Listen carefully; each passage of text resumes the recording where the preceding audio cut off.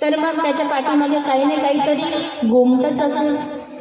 कारण की भट्टोबासाने तर म्हटलं देवाला की देवा, तुम्ही असन्निधान धर्म निरूपण करताय, तर देवी बिन काही धर्म असेल म्हणजे तर परमेश्वरच नाही राहणार, तर मग त्याच्याशिवाय काही धर्म राहणार आहे का? सांगा, परमेश्वरच नाही तर मग धर्म कसा राहणार? मग देवाने म्हटलं ते तुम्ही बोलता ते तसंच आहे, परंतु तुमच्या पाठीमागे सुद्धा तुम्हाला आम्ही गेल्यानंतर धर्म जोपासावा लागेल. कारण की देवाने काय म्हटलं होतं की आता तुम्हाला इथून आचार्य बनवता, की माझ्यापासून सातापाचा, माझ्यापासून एका दोघा आणि तुमच्यापासून सातापाचा, असं देवाने म्हटलं. म्हणजे मी गेल्यानंतर मी तर एका दोघांचा सुद्धार करून जाईल, पण तुमच्याकडे 700-500 मंडळी येईल आणि त्यांचा तुम्हाला विचार करायचा आहे. कोणाचा? त्या 700-500 मंडळीचा तुम्हाला विचार करायचा आहे. पण मग देव भट्टोबास म्हणाले, माझ्याकडे 700-500 लोकांची मंडळी म्हणजे ज्यांना मी आचार धर्म शिकवणार, आणि तुमच्यापासून एका दोघा हे कसं काय? मग देवाने म्हटलं, हांगा देता काही तू, म्हणजे बोध देणारा काही तू आहे का? बोध देणारा तू नाही. बोध आणि बोध शक्ती ते एकूणची किंगा. म्हणजे बोध देणारा कोण आहे? परमेश्वर. आणि बोध शक्ती देणाराही परमेश्वरच. तुम्हाला माहित आहे, भरपूर लोक म्हणतात असे की बा या साधूमध्ये काही म्हणजे पावर नाही आहे. आजकाल लोकांना पावर पाहिजे, पण पावर देवाने दिली नाही. का बरं नाही दिली? तर देवाने सांगितलं, पोरे हो तुम्ही नासा. समजून घ्या, एखाद्या ज्ञानी आला, जर अहंकार आला आणि त्यानं म्हटलं त्या पावरच्या भरामध्ये की तुमचा सत्यानाश हो, तुम्ही आम्हाला असं वाईट म्हणता ना, मग तुमचा सत्यानाश हो. मग त्या जीवाचं का होणार? ज्याने एवढं आचरण केलं, एवढा हा धर्म मांडला तुमच्या पुढं, तर त्याचं काय होणार? नासल ना. आचार्याने बी तसंच म्हटलं गेलं. जी भट्टाचार्य, त्याने काय केलं भट्टाचार्याने? त्या देवाने सांगितलं होतं की आचार्य नरक, म्हणजे त्या भट्टाचार्याला नरक झाला. नरक कशामुळे झाले माहिती आहे का? त्या भट्टाचार्याला, ते भट्टाचार्याला कोणतं कर्म केल्यानंतर कोणतं पाप लागतं याचं यथोचित ज्ञान होतं भट्टाचार्याला, की आता आपण काय केल्यानंतर आपल्याला कोणतं कार्य केलं पाहिजे आणि कोणतं नाही केलं याचं यथोचित ज्ञान असणारा आचार्य आणि तयासी नरक. का बरं नरक? त्याने काय केलं की एक क्षेपणिक होते आणि मग हे भट्टाचार्य यांची चर्चा झाली आणि मग भट्टाचार्यांना हारवलं क्षेपणिकाने. आणि हारल्यानंतर त्याने म्हटले की आता मी चर्चेमध्ये हारलो, तर आता मला काय करावं लागेल? माझा शिष्य बन. आता हे म्हणे की वेद खरे, ते म्हणे वेद खोटे, अशी चर्चा झाली. ठीक आहे. आणि मग शिष्य झाल्यानंतर मग आता रोजचं आपल्या गुरुला आपण वंदन करतो, त्यांच्यासोबत त्यांची प्रवचन ऐकतो. आणि असं झाल्यानंतर आणि मग एक दिवस त्याला असं वाटलं की यांनी वेद खोटे मानतात पण वेदाप्रमाणे वागतात, पण आपण सिद्ध कसं करायची ही गोष्ट. आणि म्हणून त्याने काय केलं की एक दिवस त्यांना दंडवत करायसाठी गेलेच नाही. मग यांनी विचारलं त्यांच्या गुरुंनी, का हो म्हणे तो भट्टाचार्य का बरं नाही आला आम्हाला नमस्कार करायसाठी? नाही, त्यांना ताप आलेला आहे. त्यांनी पहिले सांगून ठेवलं इकडे की त्यांनी जर विचारलं तर सांगतो का मला ताप आलेला नाही. तर दुसऱ्या दिवशी नाही गेला, तिसऱ्या दिवशी नाही गेला. आता मग कारण की त्यांना हे सिद्ध करायचे होते की वेद हे लटके नाही. आणि म्हणून त्यांनी काय केलं, सांगा की तो मरून गेला म्हणून. मग त्यांनी तसंच केलं. त्यांनी गेले गुरुपाशी आणि सांगितलं, तुम्ही म्हणताय नाही ते भट्टाचार्य मरण पावले, आता त्यांचा अंतिम संस्कार कसं काय करायचा? मग त्यांनी म्हटलं की जे वेदामध्ये सांगितले त्या पद्धतीने त्यांचा अंतिम संस्कार कर. आणि असं म्हटल्यानंतर हा पटकन गेला आणि त्याने म्हटलं, आता तुम्ही सांगा, मी वेदाला खोटं म्हटलं ना, मग तुम्ही वैदिक प्रकाराने अंतिम संस्कारचा विधी कसा का पार पाडता? आणि म्हणून त्यांनी पहिलेच पैज लावली होती. पैजमध्ये पहिले तर ते हरले, त्याच्यानंतर त्यांनी काय सांगितले, आता 18 ब्राह्मण कढईमध्ये खदखदत्या उकडवा. म्हणून त्यांच्याकडून काय झालं, ब्राह्मणाची हत्या झाली होती. आणि म्हणूनच आचार्याला जेव्हा सांगितलं होतं की आचार्य नरक, म्हणून भट्टबासाने भीती वाटली की त्या आचार्याला नरक झाला. म्हणून देवाने त्यांना म्हटलं की तैसा नव्हे, तैसा परतरत आचार्य तू नव्हे. देवाने सांगितलं की तू कसा परतर आचार्य नाही, तू एकीचा आचार्य होशील आणि तू जे बोलील ते साच. इतकी देवाने त्याच्यावर शाश्वती ठेवली की तू जे बोलील ते साच. म्हणून माई भट्टांनी जेव्हा या लीळा संकलित केला त्यावेळेस पूर्ण लीळा भट्टोबासांना 3 वेळा त्याने विचारला की अशाच्या हो अशाच्या अशाच मांडण्यात आल्या होत्या. काहून की वर होता की हा जे बोलल ते साच. एकदा प्रकरण सुरू होतं आणि प्रकरण सुरू असताना बाई कामाला गेल्या तिकडे. इकडून आल्यानंतर मग तिला विचारायचं होतं, जीजी आता तुम्ही जे निरूपण केलं ते निरूपण मला पण ऐकवा. तर देव म्हणतात की भट्टोबासा ते पुसा, म्हणजे भट्टोबासाला विचारा बा. म्हणजे एवढी भट्टोबासावर देवाची ठाम निष्ठा होती. तर भट्टोबास आचार्य झाला आपल्या पंथाचे का असेच झाले का? त्याच्या पाठीमागे आभार जोडलेला होता. काय जोडला होता? आभार. आणि लक्षात ठेवा, आपल्यालाही पंथ जर चालवायचा आहे आणि आपल्याला जर पुढे आपला पंथ न्यायचा असेल तर तुम्हालाही छोट्या मोठ्या दान धर्म, छोटे मोठे साधू संतांची सेवा, तुम्हाला असे कार्यक्रम राबवले पाहिजे जेणेकरून तुमच्या माध्यमातून अनेकांना धर्म कळेल आणि ते आचरणाला लागेल. आणि तुम्हाला तर माहिती आहे की आचारी योग्यता आणि विचारे दृढता. म्हणजे आचरणाने मनुष्य योग्य होतो आणि विचार जर आपण घोकला अभ्यासला परमेश्वराचा तर त्याच्याने आपलं मन काय होते? दृढ होते. कारण की श्रीकृष्ण भगवंतांनी पहिलेच म्हणलं आहे की संशयात्मा विनश्यते. एखाद्या मनामध्ये आपल्याला जर संशय येत राहिला तर तो संशय काय होणार माहिती आहे का? आपलाच नाश करून टाकायला. परंतु असं झालं नाही पाहिजे म्हणून विचारे दृढता, म्हणजे विचाराने आपलं मन इतकं दृढ करावं लागेल आपल्याला की कसाही प्रसंग आला तरी आपला धर्म आपण सोडता कामा नये.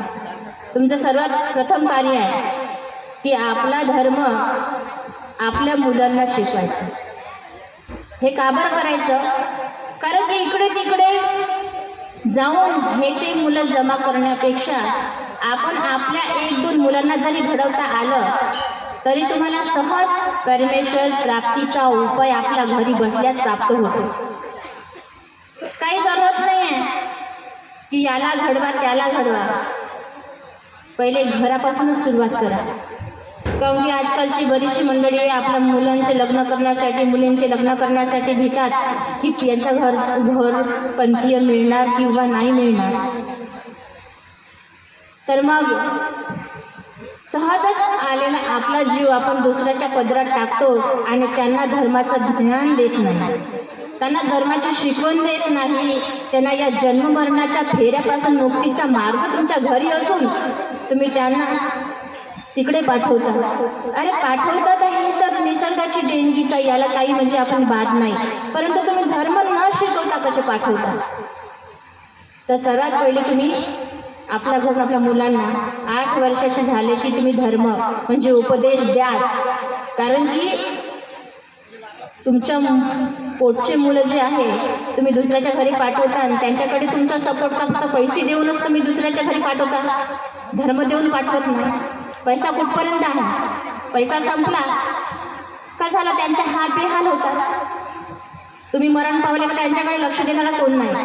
परंतु देवानं का म्हटलंय की परमेश्वरासाठी जर धर्म मांडलं असेल, एका पतीसाठी आपण 7-5 सासुरवास सहन करतो, परंतु जेणे परमेश्वराची धरणे मांडली असेल त्याने साऱ्या जगाचा सासुरवास सहन करावा. म्हणून धर्मासाठी आपल्या मुलाबाळांना दक्ष करा. लक्षात ठेवा की मी तुम्हाला पुढे आपला म्हणजे साधू संतांचा आचार धर्म सांगणारच आहे, पण आता मी सध्या आपल्या सर्वांच्या विचारात पण बोलत आहे की ज्याच्याकडे आपली मुलं बाळ आहे त्यांना उपदेश द्या. कारण धर्म ह्या म्हणजे काही शिबिर आहे. वास्तविक पाहतो म्हटलं ना सर्व घरचे मुलं बाळं घेऊन इथे उपस्थित व्हायला पाहिजे. कारण की शिबिरामध्ये पूजा अवसर, अध्याय, म्हणजे प्रार्थना या सर्व, कारण हे मंदिर आहे. या आता आपल्या मंदिराची निर्मिती कशासाठी आहे? आपल्या मनाच्या शांतीसाठी आहे. पण तिथं मुलंच येऊन प्रार्थना करत नाही, आपणच त्यांना घेऊन येत नाही, तर त्या मंदिराचा काय अर्थ आहे? आपल्याला त्यांना घेऊन यायला पाहिजे, बसवायला पाहिजे, त्यांना अध्याय म्हणवायला पाहिजे, त्यांना पूजावसर म्हणवायला पाहिजे. कारण की या छोट्या छोट्याच गोष्टी परमेश्वराच्या हृदयामध्ये स्थान निर्माण करू शकतात. आणि आपल्याला संन्यास का बरं घेण्यासाठी देवाने सांगितले? एकदा महादाईचा अशाच रस्त्याने जात होत्या आणि जाताना त्यांनी इतका मोठ्या शेणाचा पोटा पाहिला आणि त्याच्यामध्ये सर्व अळ्या अशा वळवळ वळवळ करत होत्या. आणि त्या वळवळ करते शेणाला पाहून तिला असं म्हणजे किडसपणा आली आणि त्यांना वाटलं महादाईला की परमेश्वरचे नरकनिरूपण केलं ते हेच नरक. मग तिने सांगितलं, जीजी मी तिकडून आली ना, त्या शेणामध्ये इतकी अळ्या होत्या की मला वाटलं की परमेश्वर नरक निरूपण करतात तर ते हेच आहे. मग जीजी अशा नरकात आम्ही न जाण्यासाठी आम्ही काय करावं? देवाने सहज म्हटलं की बाई एकीची होई जे तई चुकती. जर तुम्ही एकीची झालात तुम्ही सर्व, तर तुम्हाला या नरकामध्ये परमेश्वर जाऊ देणार नाही. कारण की स्वतः परमेश्वराने वचनाचं प्रमाण देऊन सांगितलं की तुम्हाला मी नरकाला जाऊ देणार नाही. अनुसरणाचे फायदे भरपूर आहे आणि अनुसरण काही आपण स्वतःहून घेतावं असं नाही आहे. परमेश्वराची आज्ञा आपल्याला आहे. काय म्हटलं? भोजिया एक अनुसरा ना तरी ऐसिया अधुपरीची या वृक्ष होईल का. तुम्ही अनुसरण घ्या. का बरं घ्या? नाही तर या झाडासारखं इकडून हवा आली का तिकडे आदळाचं आणि तिकडून हवा आली का इकडे, अशा वृक्षाच्या जन्मामध्ये जाऊन तुम्ही जन्म वाया घालवाल. म्हणून एक अनुसरा. पुन्हा देवाने सांगितलं की तुम्ही शिंप्याला जन्म दिला, शिवण्याला जन्म दिला, शिंपी बनवून दिला. तुम्ही कुंभी बनवून शेतीकामाला जन्म दिला, रुंबण्याला जन्म दिला. देवाने असे किती जन्म तुम्ही वाया घालवता? तुमच्या एका तरी जन्म मला देऊन तुम्ही तुमचं या जन्माचं सार्थक करा. याच्यासाठी देवाने आपल्याला भरपूर सूत्र निरूपण केलेले आहे. कशासाठी केलेले आहे? की तुमचा उद्धार तुम्हीच करू शकता, दुसरं कोणी करू शकत नाही. आणि जर उद्धार करायचा असेल तर मी सांगितलेल्या आचरणाप्रमाणे तुम्ही वागा.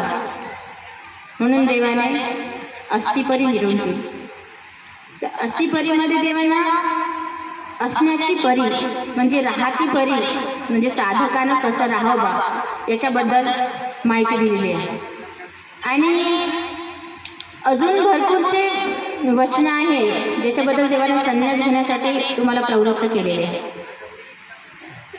मी तर तुम्हाला 1-2च उदाहरण दिले. जर तुम्ही सूत्रपाठ पाहाल तर त्याच्यामध्ये भरपूर. आता जेव्हा स्वामी निघून गेले तेव्हा आचार्यपद यांच्याकडे होतं. तेव्हा आपण पाहतो तर आपल्याला स्मृतीस्थळाकडे जर आपण गेलो त्या स्मृतीस्थळामध्ये आपल्याला अशा स्मृत्या म्हणजे आपल्याला पाहायला मिळेल त्याने की त्यांचं आचरण कसं केलं तिथं. मग जेव्हा स्वामी चालले गेले त्याच्यानंतर भटोबासही स्वामींच्या मागे मागे कुठे गेले? भानखिडीला गेले. आणि 6 महिन्याचा तरी काळ तिथेच ते पडित होते आणि इकडे सर्व धर्म जो आहे पूर्ण असा डगमगून गेला होता. काय करावं आता, कसं म्हणजे या धर्माला आपण धीर द्यावा असं कोणाकडेच म्हणजे सामर्थ्य नव्हतं. तेव्हा महादाईचं आली. महादाईजीने गोविंद प्रभूला विचारलं की जीजी सापे नागदेव दिसत नाही आहे, आता कुठं गेलाय मग काही माहीत नाही, आता तुम्हीच सांगा की नागदेवाचार्य कुठे आहे. तेव्हा श्री गोविंद प्रभूने म्हटलं की मेली जाय भानखेडी जा, म्हणजे तुम्ही भानखेडी जा. तिथे तिने ते आचार्याला शोधलं आणि शोधून ते गावात घेऊन आले आणि तिथून हा आता मार्ग तुला सांभाळायचा आहे. स्वामींनी तुला आचार्य करून गेला आहे आणि तुला हा आचार धर्म करूनच तुला आता सर्वांचा धर्म पुढे न्यायचा आहे. तेव्हा तर त्यांना विस्मृती होती आणि महादाईसाने म्हटलं की बा माझा श्री चक्रधर तर गेले, आता काय आहे माझ्याकडे. म्हणजे नाही, श्री गोविंद प्रभू बाबा ईश्वर अवतार आहे, आपण त्याची सेवा करू. तर ते म्हणे मी गोविंद प्रभूलाही ओळखत नाही. म्हणजे इतकं प्रेम आचार्यांचं कोणाविषयी होतं, आपल्या स्वामीविषयी. आणि म्हणून ते कुठे आले, मग रुद्रपूरला आले आणि तिथे मग त्यांनी लीळाशास्त्र ग्रंथ बनवला की आता काय करायचं, आपण कसं करायचं आता. आणि म्हणून एक दिवस माईभट्टाने विचारलं की तुम्ही काय करता बा. तर म्हणे मी स्वामींचे लीळेचं चिंतन करतो. तुम्ही लीळेचं चिंतन करता, तर आता आपल्याला समोरच्या लोकांनी देव काही पाहिलं नाही आहे. आपण सहवासात आहोत परमेश्वराच्या, आपण देवाची मूर्ती पाहिली, आपण देवाच्या लीळा पाहिल्या, आपण देवाच्या चेष्टा पाहिल्या, परंतु आपण दुसऱ्याला आपण हे कसं द्यायचं ज्ञान. म्हणून मग त्या सर्व लीळा एकत्रित करण्यात आल्या आणि त्या लीळा आपल्यासाठी ठेवलेल्या आहेत. आणि तुम्ही रोजचं म्हणजे चरित्रातील एकतरी लीळा आपण आठवायचं, त्याचं स्मरण चिंतन करायचं, हा विधी तुमच्यासाठी आहे. ते तुम्ही 3 पूजा अवसर केलेले आहे भाईदेव व्यासाने. कमस कम जर तुम्हाला असं परमेश्वराचे स्मरण करताना आठवण नाही झाली तर तुम्हाला काय करावं लागेल, पूजा अवसर. त्या पूजा अवसरामध्ये सकाळी देव उठायचे, उठल्यानंतर बाईचा बाई देवासाठी पाणी ठेवायचे. स्वामी राजमठातून यायचे तेव्हा रस्त्यातच आचार्य झोपले असायचे, तर देव त्या भट्टोबासांच्या हृदयावर श्रीचरण ठेवायचे आणि श्रीचरण ठेवून मग काय करायचे, त्यांना उठवायचे आणि आचार्य श्रीचरण घ्यायचे आणि त्यांचीच मुठी घ्यायचे, त्यांना मस्तक लावायचे. ही पूजा अवसर तुमच्यासाठी स्मरणासाठी खूप चांगले आहे, कारण की हे नित्यदिनी लीळा आहे त्यांच्यावाला. कारण की असं तुम्हाला परमेश्वर आठवता येणार नाही, अशी लीळा पण आठवता येणार नाही की देवानं अशा पद्धतीने लीळा केलं, परंतु हे पूजा अवसर तुम्ही नित्यदिनी वाचले तर तुम्हाला स्मरण होईल परमेश्वराचं. अशा पद्धतीने तुम्हाला परमेश्वर आठवता येईल. आणि म्हणून हे 3 पूजा अवसराचं चिंतन करा. तुम्हाला परमेश्वराची मूर्ती आठवत नाही, म्हणून मूर्ती ज्ञान आहे, ते मूर्ती ज्ञान तुम्ही वाचा. कारण की इथं बरेचसे लोक आहेत ज्यांना वाचता लिहिता येत नाही, पण तुम्ही जर सुशिक्षित आहात तर तुम्ही त्याचा लाभ घ्या. कारण की जशीच्या तशी मूर्तीचं जे वर्णन आहे ते वर्णन त्या मूर्ती वर्णनामध्ये आहे. नामाची 10 टाय आहे, त्याच्यामध्ये नामाचं महत्त्व सांगितलं आहे. तर नामाचं महत्त्व कशासाठी सांगितलं आहे, तर नामाच्या 10 ठायामध्ये आहे. तुम्ही कशा तरी पद्धतीने परमेश्वर आठवण्याचा प्रयत्न करा आणि परमेश्वरांपर्यंत पोचा. हा परमेश्वराचाच हेतू आहे.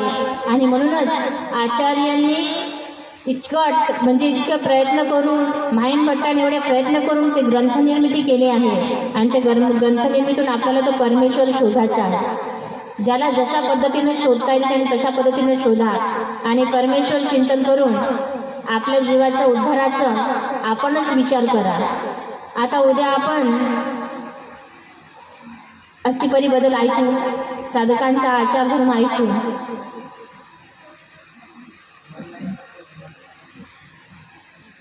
ठीक आहे, तर मग एकदा आचार्यांच्या सन्निधानामध्ये एक वासनिक जोडपं होतं. ते वासनिक जोडपं म्हणजे दामोदर पंडित आणि हिरईचा त्यांची पत्नी, त्यांना एक दाम्पत्य होतं.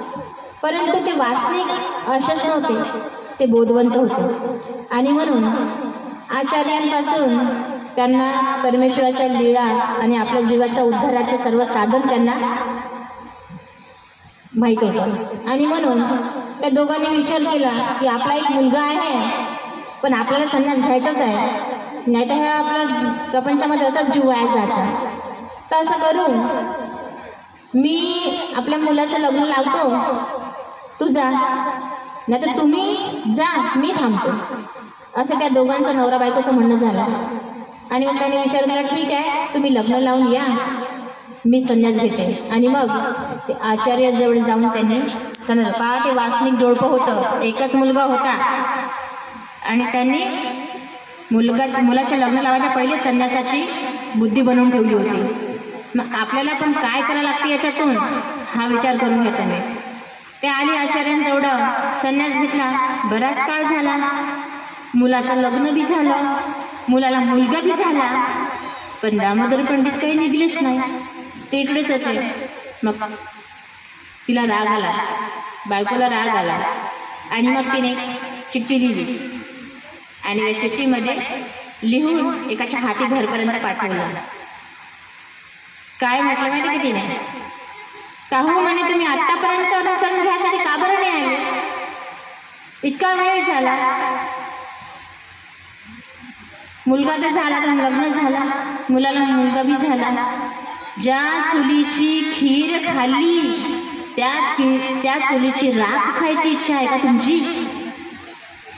सांगा. असा धर्मरक्षक म्हणजे स्वतः निघून नवऱ्याला सुद्धा बाहेर काढणारे अशा आपल्या तपस्विनी पहिले होते. म्हणजे त्याने धर्माचं रक्षण कसं केलं, तर आपल्याला तर धर्माचं रक्षण कसं करायचं आहे की आपल्या प्रपंचात गुंतून राहायचं नाही आहे. कारण की जसं जसं तुम्ही प्रपंचामध्ये आत्मीयता धरता, तसं तसं परमेश्वर धर्माच्या वेगळं वेगळं होत जातात. आणि जसं जसं परमेश्वर धर्माचा तुम्ही आश्रय घेता, तसं तसं परमेश्वर काय करतं, तुम्हाला प्रपंचातून मोकळं होऊन तुम्हाला इकडला विधी कसा प्राप्त व्हावा हा सहजच परमेश्वर लाभ करून देतो त्याचा वाला. कारण की परमेश्वराच्या सर्व शक्त्या कार्यरत आहे या ठिकाणी. संयोग, वियोग आणि साह्य कोण करते? माया. परमेश्वराची माया शक्ती जी आहे ती कार्य करते. तर तुम्हाला जर आर्त असेल तर तुम्हाला परमेश्वर इकडे काढेल. मग तुम्ही जर आर्तच नाही ठेवली परमेश्वराविषयी ना तुमच्या जीवाच्या उद्धाराविषयी, तर परमेश्वर कशाला तुम्हाला काढण्याचा प्रयत्न करेल? परमेश्वराला काय पडलेलं आहे? जो आता कमाई करून ठेवल पुढं त्याची शिदुरी आहे आपला जीवन काढायची. आणि तुम्ही आता जर अध्यात्माची जर तुम्ही कमाईच करून नाही ठेवली तर उद्या काय तुम्हाला मिळणार? मनुष्य देह मिळण्याची शाश्वती तरी तुम्हाला नाही आहे का शाश्वती? तर तुम्हाला माहिती आहे की 84 लाख नरक आहे. त्या लाख नरकातून फिरून तुम्हाला मनुष्य देह मिळतो. आणि तोही असा जर आपण प्रपंचामध्ये वाया घातला तर तुम्हाला खरोखरच परमेश्वर मिळेल का? नाही मिळू शकत. म्हणून इथून निघण्याचा प्रयत्न करा आणि परमेश्वर धर्म जोपासा. लक्षात ठेवा, आपण घरी रोज उपार दाखवतो, आपण रोज दंडवत टाकतो, तर ह्या विधी तुम्ही केल्याच पाहिजे. कारण की तुम्ही वासनिक आहे ना, तर वासनिकांनी काय केलं पाहिजे की 5 गाठ्या पहाटे उठून केल्याच पाहिजे, शोधून पाणी पिलंच पाहिजे, आपल्या मुलांना दंडवत घालायला लावलंच पाहिजे. आपण उपार दाखवताना देवाला विनंती करायलाच पाहिजे. विनंती कशा पद्धतीची राहते? जसं गोपालकृष्ण भगवंताला सुदामाने पोही स्वीकारले. सुदामाचे पोहे कोणी स्वीकारले? श्री गोपालकृष्ण भगवंतांना.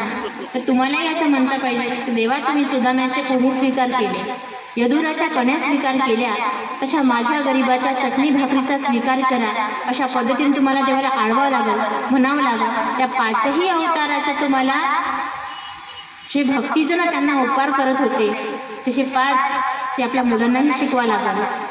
तर तुम्ही अशा पद्धतीची धर्मजागृती करणार नाही तर हा धर्म तुम्ही कसा जोपासणार? म्हणून पटापट विशेष घ्यायचे नसते, कपाळाला लावून पटकन ठेवून द्यायचे, हा विधी नाही आहे आपला. आपला विधी काय आहे वासनिकांचा, की जेव्हा आपण ज्या अवताराचा विशेष आपल्या कपाळाला लावतो त्यावेळेस तुम्हाला काय म्हणायला पाहिजे, की माझ्या गोपाळकृष्णाच्या पवित्र सेवा संबंधास माझे विनम्र दंडवत प्रणाम. श्री दत्तात्रेय प्रभूंच्या पवित्र सेवा संबंधात माझे विनम्र दंडवत प्रणाम. श्री चक्रपाणी महाराजाचा विशेष असेल तर श्री चक्रपाणी महाराजांच्या पवित्र सेवा संबंधात माझा विनम्र दंडवत प्रणाम. जर श्री गोविंद प्रभू बाबांचा विशेष असेल तर श्री गोविंद प्रभू बाबांच्या पवित्र सेवा संबंधात माझे विनम्र दंडवत प्रणाम. आणि श्री चक्रधर स्वामींचा विशेष असेल तर श्री चक्रधर स्वामींच्या पवित्र सेवा संबंधात माझे विनम्र दंडवत प्रणाम. काही शिबिर आहे आणि या शिबिरामध्ये आपल्याला काहीतरी शिकायचं आहे, तर ह्या सर्व गोष्टी तुम्ही तुमच्या मुलांना सुद्धा शिकवा. जरी ते उपदेशी नसेल पण तुम्ही देव करता आणि तुम्ही आपल्या घरच्या लोकांना देव करू देत नाही का? परमेश्वरचा तो सर्वांचाच आहे. जेव्हा बाईसाने प्रश्न केला, जीजी तुम्ही पहाटे का करता? देवाने सरळ म्हणलं की हे सकळ जीवाते चिंती.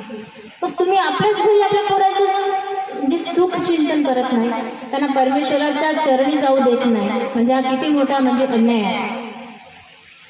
म्हणून आपल्या मुलाबाळांना या सर्व गोष्टी शिकवा आणि तुम्ही शिका, कारण की तुम्ही शिकले तरच ते शिकल, नाहीतर मग ते सुद्धा शिकणार नाही. आणि अशा पद्धतीनं आपलं एक तिसरं सत्र समाप्त होत आहे. दंडवत